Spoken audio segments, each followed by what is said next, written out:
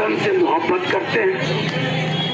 और ऐसे लोग जब इस वतन की तामीर हो रही थी तो कहाँ थे, जरा बता देना। सवाल उठाना वाजिब है, उस देश के हर एक हाकिम को सूली पर चढ़ाना वाजिब। इस लड़ाई को जारी रखना। आप हिंदुस्तान बचाने के लिए लड़ रहे हो, अपनी जायदाद के लिए नहीं लड़ रहे हो। आप इस मुल्क के संविधान को बचाने के लिए लड़ रहे हो। और मैं समझ रहा हूं कि मेरे प्रधानमंत्री जी को एक बार अपनी राजनीति से दूर हट करके ये सोचना होगा, शौके दीदार है तो नजर पैदा करो। तो पहचानोगे तो यहाँ तो टोपी भी है, तिलक भी है, और कई तस्वीरें लोगों ने प्रधानमंत्री जी को भेज दी। अब इस मुल्क में समझ में नहीं आ रहा कि प्रधानमंत्री जी की पूरी तरह चल रही है या गृह मंत्री जी की चल रही है या दोनों की मिली भगत चल रही है। बस इतना कह करके मैं खत्म करूंगा। आंदोलन को हिंसक नहीं होने देना। कोई कुछ कहे चुपचाप सुनना है, हम बापू के लोग हैं।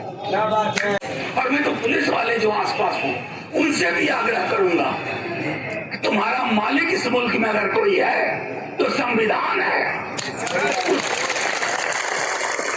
सोचो, अगर इस मुल्क में प्रणाम करने लायक कोई शख्स है तो बापू है, उसकी सोचो।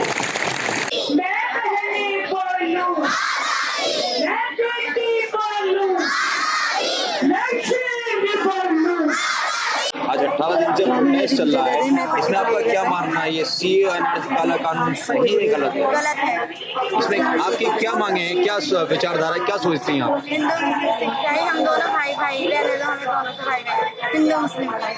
बिल्कुल सरकार को अच्छा फैसला लेना चाहिए। सरकार को ऐसा फैसला लेना चाहिए जो सबके लिए हो, जो अच्छा हो, जो बेहतर हो। और हमारा ये मुल्क सेक्युलर रहा है और सेक्युलर रहेगा हमेशा, हमें उम्मीद है। क्या मानना है कि 22 तारीख को एक फैसला होने वाला है सुप्रीम कोर्ट का, उसमें क्या मानना है आपको, क्या फैसला ले सकते हैं? अच्छा फैसला लेना चाहिए। हमारे प्राइम मिनिस्टर को भी अच्छा फैसला लेना चाहिए, और बाकी भी गृह मंत्री हैं जो भी गलत बोल रहे हैं वो बराबर, उनको भी अच्छा फैसला लेना चाहिए। उन्हें हमें मोहब्बत होना चाहिए हम लोगों से। उन्हें ये सोचना चाहिए कि हम लोगों ने ही उनको आज इस मुकाम पे पहुंचाया है।